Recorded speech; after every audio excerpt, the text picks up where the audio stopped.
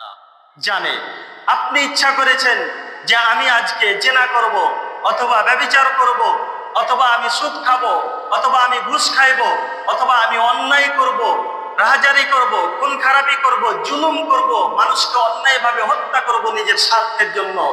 যা কিছু আপনি খারাপ কাজ করার জন্য আপনি কি করেছেন, ইচ্ছা করেছেন, এরাদা করেছেন, রাসূল বলছেন ইদা আরাদা আব্দি, আমার বান্দা যখন ইচ্ছা করে কি করার, সাইয়াতান আমালান সাইয়াতান, খারাপ আমল করার সময়, তখন আল্লাহ তাআলা ওই বান্দাকে বাঁচানোর জন্য বলছেন, কি বলছেন, ফালা তাকতুবুহা, ফেরেশতাদেরকে বলছে, হে আমার ফেরেশতারা, দেখো আমার ওই বান্দা খারাপ কাজ করতে, জেনার মধ্যে লিপ্ত হতে যাচ্ছে, খুন খারাপি, ধর্ষণ, রাহাজারি, সুদ ঘুষ, মানুষের উপর অন্যায় জুলুম অত্যাচার করতে যাচ্ছে, ফালা তাকতুবুহা, বলছে তার উপর তুমি ততক্ষণ পর্যন্ত গুনাহ লিখবে না, কতক্ষণ পর্যন্ত, আইয়া আমালা, যতক্ষণ না পর্যন্ত সে সেই কাজ, সেই কর্ম, সেই আমল করবে, ততক্ষণ পর্যন্ত তুমি তার আমল নামায় খারাপ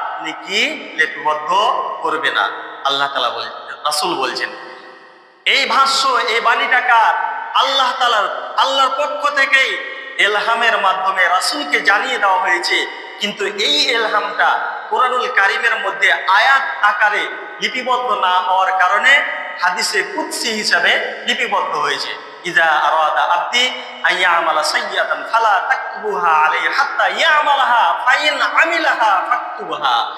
এরপরে বলছেন ততক্ষণ পর্যন্ত আমার বান্দার আমল নামায় গুনাহ লিখবে না, যতক্ষণ না পর্যন্ত ওই বান্দা যেই ইচ্ছা এরাদা করেছে সেই ইচ্ছা এরাদা অনুযায়ী কাজে লিপ্ত হবে। সুবহানাল্লাহ। এরপরে বলছে যদি যদি সাইয়াতান আমালান, যদি ওই খারাপ কাজে লিপ্ত হয়ে যায়, বিমিসলিহা ফাকতুবহা লাহু, ওই বান্দার জন্য, আমার ওই ব্যক্তির জন্য, আমার ওই বান্দার জন্য তুমি আমল লিখবে বরাবর, সমান সমান। একটা যদি একটা গুনাহ পরিমাণ যদি সেই খারাপ কাজ করে, তাহলে তার একটা গুনাহ পরিমাণ ওই আমল নামায় লিপিবদ্ধ করবে, কমও করবে না, বেশিও করবে না, কমও করবে না, বেশিও করবে না। আল্লাহ তাআলা কত দয়ালু, কত মহান! আল্লাহ তাআলা এত মহান, আমরা তো মহান না, আমরা তো সীমা লঙ্ঘনকারী। আল্লাহ অসীম। আমরা একটা লবণের প্যাকেটের মতো। লবণের প্যাকেটে যেমন লবণ যতটুকু ধরবে, 1 কেজি ধরবে, সেখানে যদি 1.5 কেজি আমরা এই লবণের প্যাকেটের মধ্যে ঢুকাইতে চাই, প্রবেশ করাইতে চাই, তাহলে লবণের প্যাকেট ফেটে যায়। কিন্তু আমরা মানুষ ওই রকম, আমাদের বুধ শক্তি, বোধগম্য যখন বেশি হয়ে যায়, তখন কিন্তু আমাদের মাথার ব্রেন ঠিক থাকে না, শর্ট হয়ে যায়। কিন্তু আল্লাহ অসীম মহান, সেই আল্লাহ তাআলা বলেছেন এই কথাটা যে আমার বান্দা, হে ফেরেশতারা তোমরা সাক্ষী থাকো, আমার বান্দা যতটুকু খারাপ আমল করবে এর বেশিও করবে না, বিমিসলিহা, বরাবর সমান সমান। এরপর ফেরেশতারা বলছে, ইয়া আল্লাহ, আপনার বান্দা বুঝলাম এতটুকু করবে না। এরপরে রাসূল বলছেন, ফাইন তারাকাহা মিন আজলি ফাইন আমিলাহা ফাকতুবহা, আর আমার ওই বান্দা যদি, আমার ওই বান্দা এখন সেই জেনায় লিপ্ত হতে যাচ্ছে, খুন খারাপি, রাহাজারি, ধর্ষণ, অন্যায়, জুলুম, সুদ ঘুষে লিপ্ত হতে যাচ্ছে, আমার কথা তার মনে পড়ে গিয়েছে। ওই যে আপনাদেরকে একটা কথা মনে পড়ে গেল, मुझे मंजूर नहीं कि अपनी आपकी बता दे तू लेकिन बातों से बात कही तुम्हें क्या करो। একটা উর্দু প্রবাদ বাক্য আছে, কথা বললেই কথা আসে। সাইদ ইবনে আব্দুর রহমান রাদিয়াল্লাহু তাআলা আনহু, তাবুকের যুদ্ধের দামামা বেজে গেল। সাইদ ইবনে আব্দুর রহমান রাদিয়াল্লাহু তাআলা আনহু তাবুকের যুদ্ধে অংশগ্রহণ করবেন। এই সময় তার বাসাটা, তার বাড়িটা এমন এক জায়গায় যে আশেপাশে তেমন কোনো প্রতিবেশী নাই, কিন্তু তার একটা ঘনিষ্ঠ বন্ধু ছিল সালামা রাদিয়াল্লাহু তাআলা আনহু। তাকে ডেকে বলছেন, হে আমার প্রিয় বন্ধু, আজকে তাবুকের যুদ্ধের দামামা বেজে গেছে, আমি তো যুদ্ধে অংশগ্রহণ করব, তুমি তার যুদ্ধে অংশগ্রহণ করবে না, তা আমি তো চলে যাব। আপনাকে একটা দায়িত্ব দিয়ে গেলাম, আমার পরিবারের দেখাশোনা মাঝে মধ্যে একটু করিও। আমরা যেমন কোথাও চলে গেলে প্রতিবেশী বা আপন কোনো মানুষ থাকলে বলে যায় যে আমার পরিবারের দিকে একটু লক্ষ্য রেখো, কখন কি লাগবে, কোনো প্রয়োজন পড়লে সেগুলো একটু লক্ষ্য রাখিও। এইভাবে আমরা যেমন বলি সাঈদ ইবনে আব্দুর রহমান রাদিয়াল্লাহু তাআলা আনহু তিনি যুদ্ধের ময়দানে চলে যাবেন, তার ঘনিষ্ঠ বন্ধু, প্রাণ প্রিয় বন্ধু জলিলুল কদর সাহাবী সালামা রাদিয়াল্লাহু তাআলা আনহুকে ডেকে বললেন, বন্ধু আমি এখন রওনা হচ্ছি, তুমি আমার পরিবারের দিকে খেয়াল রেখো। দেখেন সাহাবা কেরামের তওবা, তারা কেমন ভাবে তওবা করেছিলেন, আমি সেটাই বোঝানোর জন্য এই হাদিসের আলোকে আমি এই ওয়াকিয়াটা উদ্ধৃতি হিসাবে নিয়ে আসছি। সালামা রাদিয়াল্লাহু তাআলা আনহু বললেন, ঠিক আছে বন্ধু, যতটুকু পারি আমি চেষ্টা করব তোমার পরিবারের মানুষকে আমি দেখার জন্য, তোমার পরিবারের আয় বা জরুরত যেগুলো আছে সেগুলো আমি সারার জন্য দেখব। সাঈদ ইবনে আব্দুর রহমান রাদিয়াল্লাহু তাআলা আনহু যুদ্ধের ময়দানে অংশগ্রহণের জন্য বাড়ি ছেড়ে পথ রওনা করলেন। সালামা রাদিয়াল্লাহু তাআলা আনহু একদিন সন্ধ্যাবেলা তার বাসায় উপস্থিত হলেন। তার কি অবস্থা, কিন্তু হাই দুঃখের কথা, সাঈদ ইবনে আব্দুর রহমান রাদিয়াল্লাহু তাআলা আনহুর বিবাহ খুব বেশি দিন হয়নি, অল্প দিনের বিবাহ, কিন্তু তার স্ত্রী ছিল অনেক সুন্দরী একজন মেয়ে। সালামা রাদিয়াল্লাহু তাআলা আনহু উপস্থিত হলেন, বাইরে থেকে কথা বলছেন, কিন্তু হঠাৎ একটু বাতাস জোরে হওয়ার কারণে জানালার পর্দাটা সরে যেয়ে সালামা রাদিয়াল্লাহু তাআলা আনহুর নজরটা সাঈদ ইবনে আব্দুর রহমান রাদিয়াল্লাহু তাআলা আনহুর স্ত্রীর উপর পড়ল। এই যে তার নজরটা তার স্ত্রীর উপর পড়ল, কিন্তু সে আর ঠিক থাকতে পারলো না, এত সুন্দর চেহারা, এই চেহারার অধিকারী পিছন দিক দিয়ে গিয়ে দরজা খুলে যে তার হাতটা ধরে ফেলেছে।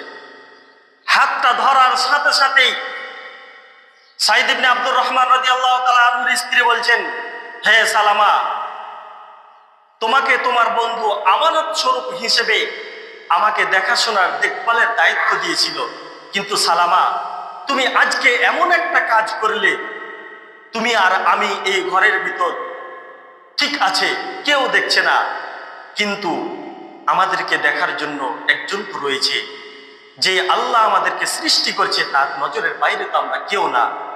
আরে আল্লাহ তাআলার নজরের বাইরে কেউ না। একটা মাঠের মরুভূমি, মাঠের ভিতরে একটা ছোট্ট সামান্যতম আংটি ফেলে দিলে যেমন ওই মাঠের তুলনায় আংটিটা কোনো কিছুই মনে হয় না, এমনকি খুঁজেও পাওয়া যায় না, ঠিক আল্লাহ সুবহানাহু ওয়া তাআলার কাছে সারা পৃথিবীটা একটা আংটির মতো। তো বলছেন যে তুমি যে আমাকে ধরলে, তুমি এখন জানছো না একজন তো আমাদেরকে দেখছে, আমরা রাত্রের অন্ধকারে লাইট বাল্ব নিভিয়ে দিয়ে আমরা যদি গুনার কাজে লিপ্ত হয়, তাহলে পৃথিবীর কোনো মানুষ দেখছেন না, এমনকি আল্লাহ তাআলার আর অন্য কোনো সৃষ্টিও না দেখতেই পারে, কিন্তু দেখবে কে, দেখছে কি? একজন আল্লাহ। এই যে আল্লাহ যে দেখছে, হে সালামা তুমি এত বড় একটা অন্যায় কাজ করলে। সালামা রাদিয়াল্লাহু তাআলা আনহু সাথে সাথে তার ভুল বুঝতে পেরে হাতটা ছেড়ে দিয়ে চোখটা নিচের দিকে করে তার বাড়ির থেকে বের হয়ে মক্কার অলি গলিতে ঘুরতে লাগলো, আর বলতে লাগলো, আর বলছে, ওয়া আনতা আনা নাসুন ওয়া আনতা আনা নাসুন ওয়া আনা আল্লাহ, হে আল্লাহ আমি তো একজন মানুষ, আমি একজন মানুষ, কিন্তু তুমি আল্লাহ, তুমি আল্লাহ, আমার ভুল হতেই পারে, ভুল হয়ে গিয়েছে, হে আল্লাহ এখন ক্ষমার উপায় কি? ছুটাছুটি শুরু করে দিয়েছে। দেখছেন একজন সতী নারী সাহাবায়ে কিরামের স্ত্রী কতটুক আল্লাহ তাআলাকে ভয় করতেন, কিন্তু বর্তমান সমাজের আমাদের মা বোনরা, আমাদের যে সমস্ত নারী মহিলারা রয়েছে এবং আমাদের যুবক থেকে শুরু করে বৃদ্ধ বয়সের মানুষ পর্যন্ত আজকে কোনো একজন যদি ভালো নারী দেখে তার প্রতি আকৃষ্ট হয়ে হাইনা জানোয়ারদের মতো লেলিহে পড়িয়ে ধর্ষণ, রাতের পর রাত ধর্ষণ করে, এমনকি তাকে ধর্ষণ করে যখন দেখছে আর বাঁচার উপায় নাই, তখন তাকে হত্যা করে রাস্তার বিভিন্ন জায়গায় ফেলে রাখা হয়। কয়েকদিন আগের ঘটনা, একজন মহিলাকে সম্ভবত রংপুরে এমন ভাবে ধর্ষণ করেছে, হায়নাদের জানোয়ারের মতো মানুষরূপী এরা পশু, এই পশুরা ধর্ষণ করে রাস্তার পাশে মহিলাটাকে ফেলে রেখেছে। আজকে আমাদের মা বোনদেরও এমন একটা অভ্যাস হয়ে গেছে। একটা কথা মনে পড়ল, এক বাড়িতে আমার এক ওস্তাদ বলেছিলেন যে আমার চোখের সামনে আমি গেছি বিশাল এক বড় লোকের বাসায় দাওয়াত করেছে বিবাহের, গিয়েছি ওখানে যে দেখি সেখানে নাচ গান বিভিন্ন ধরনের উল্লাস আনন্দ। একজন যুবক মেয়ে আরেকটি যুবতী মেয়েকে আস্তে আস্তে ধরে টানছে আর বলছে এদিকে আসো, আর ওই মেয়েটা বলছে না আমি সেদিকে যাব না, আমাকে টানিও না, আমাকে যাব না। কিন্তু ওইখানে তো বেহুশ, কে কোন দিকে উল্লাস আনন্দতে মেতে আছে। আস্তে আস্তে যখন একটা নিরাপদ স্থানে একটু ওলতে আড়ালে চলে গিয়েছে, তখন কিন্তু আর তার মুখে ওই ভাষা নেই, আমাকে আর ধরিয়ে না, টানো না, মানুষ দেখবে, এই কথা আর বলে না।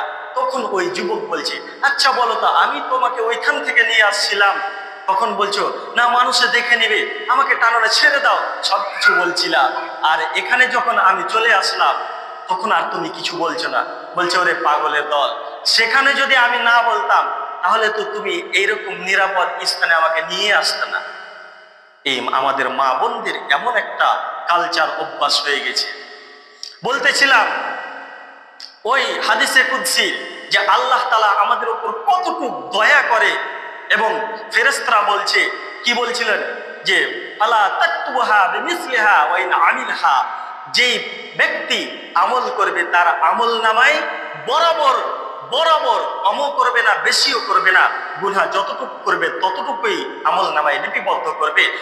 ওয়াইন তারাকাহা মিন আজলি ফাইন আমিলাহা, এবং আমাকে আমাকে স্মরণ করে গুনাহে লিপ্ত হয়েছে, জেনা ব্যভিচার খুন খারাপিতে, কিন্তু তাৎক্ষণিক হঠাৎ করে আমার কথা মনে পড়ে গেছে, সেখান থেকে বিরত আসছে। ওই সালামা রাদিয়াল্লাহু তাআলা আনহু যেমনটি করে আল্লাহ তাআলার কথা স্মরণ চলে এসেছে, এখন সেখান থেকে বিরত এসে মক্কার আনাচে কানাচে গলিতে পাগলের মতো হয়ে ঘুরছে আর বলছে হায় আমি এত বড় অপরাধ করেছি। তার বাসায় ফিরলেন, বাসায় ফেরার পর ছোট্ট একটি মেয়ে ছিল খানসালা রাদিয়াল্লাহু তাআলা আনহা, ছোট্ট একজন মেয়ে, তাকে বলছে মা আমি এমন একটা অপরাধ করেছি যে অপরাধের কারণে দুনিয়াতে এই জমিনে এই মক্কায় আমি আর সাধারণভাবে চলার মতো আমার সাধ্য নেই। যেমনটি করে অপরাধী অপরাধ করলে জেলখানায় আবদ্ধ থাকে, আমিও তো এমন একটা নফসের ওপর অপরাধ করেছি যে আমিও তো আজকে জেলখানার মতো আবদ্ধকর আমার পরিণত হয়ে গেছে। হে মা, তুমি এই যে ছোট্ট একটা মোটা রশি আছে, এই রশিটা দিয়ে আমার হাতটা টান টান করে বেঁধে দাও, যেমনটি ভাবে একজন জেলখানায় সেই জেলবন্দি আসামি জেলে বন্দী হয়ে থাকে, এমনকি আমি হাত খোলা তাকে যেমন হাতে হ্যান্ডকাপ দিয়ে নিয়ে যাওয়া হয়, আমিও তো একজন আল্লাহর আসামি, আমার হাতটা বেঁধে দাও। তার হাতটা বেঁধে দেওয়া হলো। বেঁধে দেওয়ার পর সরাসরি সালামা রাদিয়াল্লাহু তাআলা আনহু চলে গেলেন আলী রাদিয়াল্লাহু তাআলা আনহুর কাছে। আলী রাদিয়াল্লাহু তাআলা আনহুকে বলছেন হে আলী, আমি তো এমন একটা অপরাধ করেছি যে আমাকে সাইদ ইবনে আব্দুর রহমান রাদিয়াল্লাহু তাআলা আনহু আমাকে তার পরিবারের একটা দায়িত্ব দিয়েছিল যে আমি তো তাবুকের যুদ্ধে উপস্থিত হব, আমি তো তাবুকের যুদ্ধে আমি অংশগ্রহণ করব, চলে যাচ্ছি, কিন্তু আমার পরিবারের উপর তুমি একটু নজর রেখো, খেয়াল রাখো। কিন্তু হে আলী, আমি যখন তার বাসায় গেলাম, কিন্তু হঠাৎ করে বাতাস আসার কারণে জানালার পর্দাটা সরে গেল, তার স্ত্রীর ওপর আমার নজরটা পড়ল। আমি আর এই নফসে আম্মারাকে আমি সঠিকভাবে রাখতে পারলাম না, আমি তার গিয়ে হাতটা ধরলাম, কিন্তু তার স্ত্রী আমাকে বলল হে সালামা, তুমি যে অপরাধ করছো, তোমার বন্ধু তোমাকে যে আমানত দিয়ে গেছে, কিন্তু তুমি যে আমি আর তুমি এই অন্ধকার ঘরের ভিতর, কিন্তু আমাদেরকে কেউ দেখছে না, একজন আল্লাহ দেখছে। কিন্তু আমি সেই কথা শোনার সাথে সাথে আমার গুনার প্রতি অনুতপ্ত হয়ে এমন একটা আমার ভিতর কষ্ট এসেছে, আমি তোমার দিকে ফিরে আসি। হে আলী, এখন আমার ফিরে আসার জন্য আমার পথটা কি? আলী রাদিয়াল্লাহু তাআলা বললেন আমি এর সমাধান দিতে পারবো না, চলে যাও ওমর রাদিয়াল্লাহুর কাছে। ওমর রাদিয়াল্লাহু তাআলার কাছে গেলেন, সেই কথা বলার সাথে সাথে বললেন সুহকান সুহকান, তুমি দূর হয়ে যাও, এত বড় অপরাধ করেছো, তুমি দূর হয়ে যাও। সেখান থেকে চলে গেলেন আবু বকর রাদিয়াল্লাহু তাআলার কাছে। আবু বকর রাদিয়াল্লাহু তাআলাকে এই ঘটনা খুলে বললেন। খুলে বলার পর আবু বকর রাদিয়াল্লাহু তাআলা আনহু বললেন, চলে যাও মুহাম্মাদের কাছে। বলছেন, হে আবু বকর, আমি তো মুহাম্মাদের কাছে যেতে সাহস পাচ্ছি না। আমি এত বড় একটা ঘটনা ঘটিয়ে দিয়েছি, এত বড় একটা পাপ করে ফেলেছি। দেখেন, শুধুমাত্র কেবলমাত্র যে হাতটা ধরেছে, তারপরেও তারা সেই পাপকে কত বড় পাপ মনে করছে। কিন্তু আজকে আমাদের পরিবারে, আমাদের মা বোনদের সাথে, আমাদের পরিবারে, আমাদের চোখের সামনে, আমাদের বাবার চোখের সামনে ছেলে এসে মেয়ের সাথে গল্প করে, ভাইয়ের সামনে বোনের সাথে অন্য একজন ছেলে হাসি ঠাট্টা মজাক করে, কতই নাকি চোখের সামনে। অথচ এটা মাইন্ডে নেওয়ার কোনো কিছুই মনেই আসে না। অথচ তারা যেমন জেনা করলে কবিরা গুনাহ হয়, একজন অপরজনকে দেখছে, কথা বলছে, এটাও কবিরা গুনাহ। সালামা রাদিয়াল্লাহু তাআলা আনহু সেখান থেকে মুহাম্মদ সাল্লাল্লাহু আলাইহি ওয়াসাল্লামের কাছে চলে গেলেন। মুহাম্মদ সাল্লাল্লাহু আলাইহি ওয়াসাল্লামকে বললেন যে এইভাবে আমার এই ঘটনা ঘটে গিয়েছে। রাসূল সাল্লাল্লাহু আলাইহি ওয়াসাল্লাম মুখটা নিচের দিকে করে আছেন, মুখটা নিচের দিকে আর উঠাচ্ছেন না। কিছুক্ষণ থাকার পর সে মনে করলো যে রাসূল আমার উপর নারাজ হয়ে গেছে, আমার এখানে থাকার আর কোনো অধিকার নেই। সেখান থেকে বের হয়ে সাথে সাথে চলে গেলেন মরুভূমির পাহাড়ের উপর। সেখানে যাওয়ার পরে কান্না করছে, কান্নায় বিভোর ভেঙে পড়েছে। সাথে সাথে আল্লাহ তাআলা আয়াত নাজিল করে দিলেন, ইয়া আইয়ুহাল্লাযীনা আমানু, ইয়া আইয়ুহাল্লাযীনা আমানু তাওবাতান নাসুহা। আল্লাহ তাআলা বলেন, হে মুহাম্মদ, হে মুহাম্মদ, তোমার কাছে যেই ব্যক্তি এসেছিল সেই তো তওবার নিয়তে আসলো, সেই তো তওবার নিয়তে আসলো, অথচ তুমি তাকে পথ না দেখিয়ে তাকে ছেড়ে দিলেন, সেই চলে গেল। আমার বান্দা তো সেই গুনার প্রতি অনুতপ্ত হয়েছে। কিভাবে অনুতপ্ত হলো? যার কারণে তোমার কাছে আসলো, কিন্তু তুমি পথ দেখলে না। এই কথা বলার সাথে সাথেই রাসূল সাল্লাল্লাহু আলাইহি সাল্লাম আলী রাদিয়াল্লাহু তাআলা আনহু এবং সালমান রাদিয়াল্লাহু তাআলা আনহুকে বলছেন যে, যাও, আমার সালামা কোথায় গেল, তাকে খুঁজে নিয়ে আসো। খোঁজ করছে মক্কায়, বিভিন্ন জায়গায় খুঁজে পাচ্ছে না। সেখানে কয়েকজন ব্যক্তি কাজ করছিল। বলছে, তোমরা কি একজন ব্যক্তিকে এদিকে দেখেছো?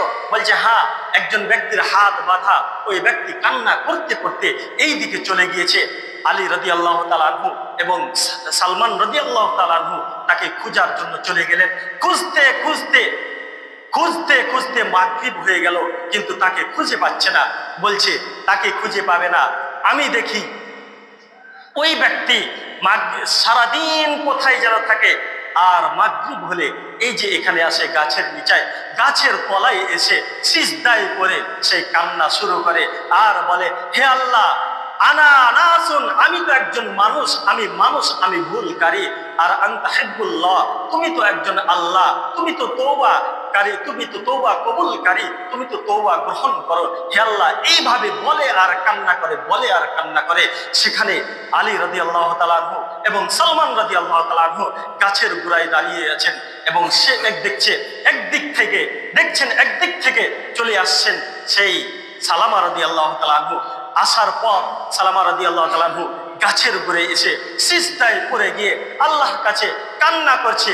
তখন পিঠের ওপর হাত দিয়ে আলী রাদিয়াল্লাহু তাআলা আনহু বলছেন, হে সালামা, তোমার তওবা আল্লাহ কবুল করেছে, রাসূল তোমাকে ডাকছে, চলো, মুহাম্মদ তোমাকে ডাকছে।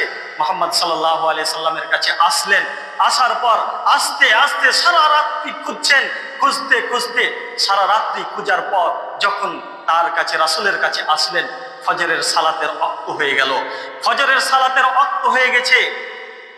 ফজরের নামাজে রাসূল সাল্লাল্লাহু আলাইহি ওয়াসাল্লাম দাঁড়িয়েছেন, প্রথম রাকাতেই শুরু করেছেন সূরা ফাতিহার পর, আলহাকুমুত তাকাসুর হাত্তা যুরতুমুল মাকাবির। যখনই বলেছেন আলহাকুমুত তাকাসুর, সালামা রাদিয়াল্লাহু তাআলা আনহু এমন ভাবে একটা চিৎকার মেরে উঠেছে, ইয়া আল্লাহ বলে একটা চিৎকার মেরেছে। এরপরে যখন বলছে হাত্তা যুরতুমুল মাকাবির, তখন সালামা রাদিয়াল্লাহু তাআলা আনহু সাথে সাথে সেখানে পড়ে গিয়েছেন। কারণ তার অর্থ বুঝছে, আলহাকুমুত তাকাসুর হাত্তা যুরতুমুল মাকাবির।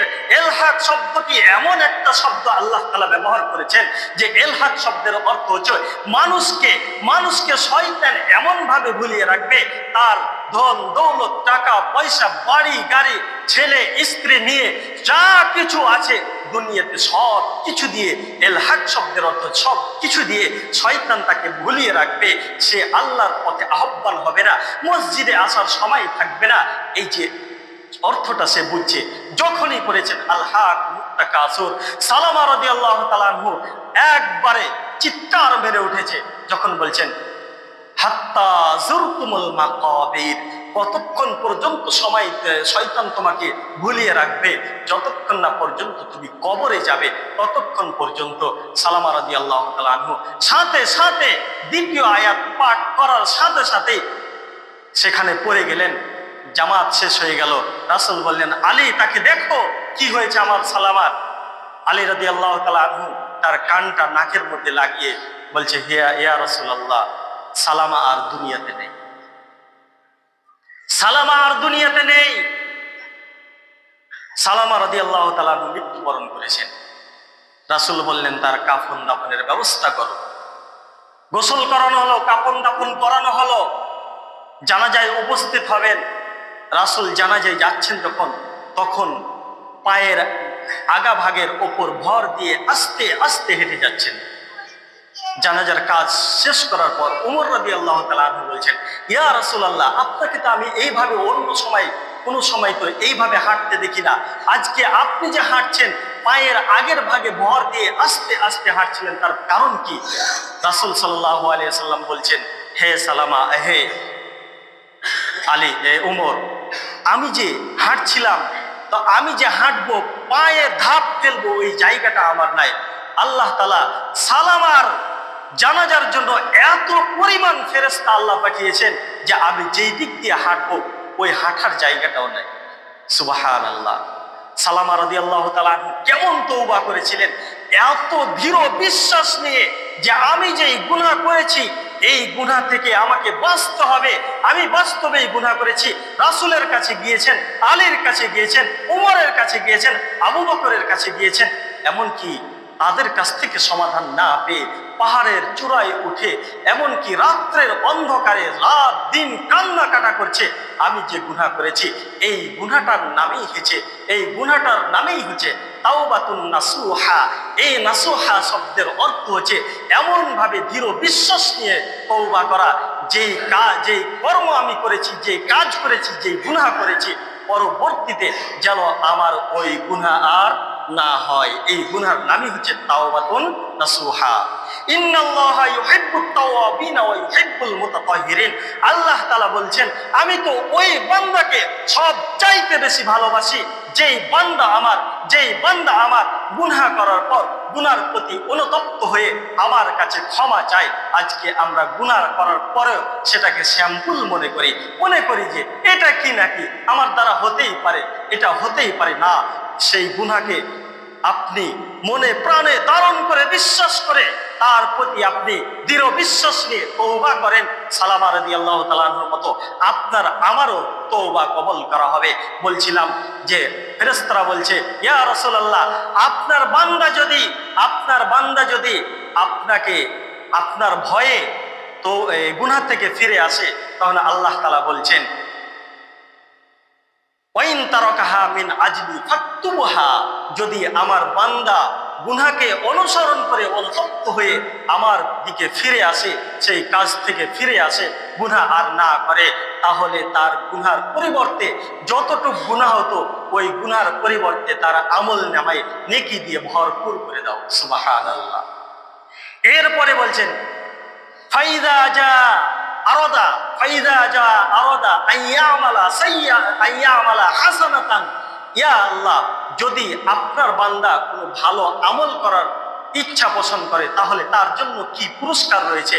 আল্লাহ তাআলা বলছেন আমার বান্দা যদি ভালো আমল করার জন্য ইচ্ছা পোষণ করেছে, সেই ভালো আমল করবে, এখনো পর্যন্ত করেনি, ভালো আমল করবে, এতটুকু পরিমাণ সেই ইচ্ছা পোষণ করেছে, তাহলে তার আমল নামায় ভালো কাজ করলে যতটুকু নেকি হতো এই নেকি তার আমল নামায় তুমি লিখে দাও। সুবহানাল্লাহ। এরপরে কি বলছে হাদিসে কুদসিতে? এরপরে বলছে ফাইন আমিলাহা বিমিসলিহা সাবউ মিয়াতি জিআফিন।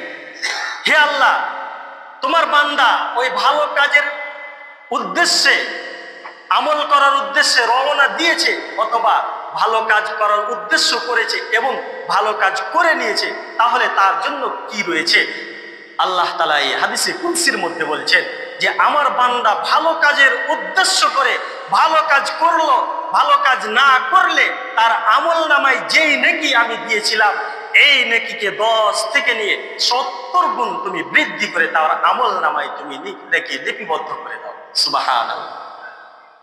আল্লাহ তাআলা বান্দাকে কত ভালোবাসে, অথচ ফেরেশতাদেরকে বলছে ইজা আরাদা আবদি আইয়া আমালা সাইয়্যাতান ফালা তাকতুহা, যে আমার বান্দা যদি খারাপ আমল করার ইচ্ছা করে, খারাপ কাজ করার ইচ্ছা করে, ততক্ষণ পর্যন্ত তার আমল নামায় লিখিও না যতক্ষণ না পর্যন্ত সে খারাপ কাজ করবে।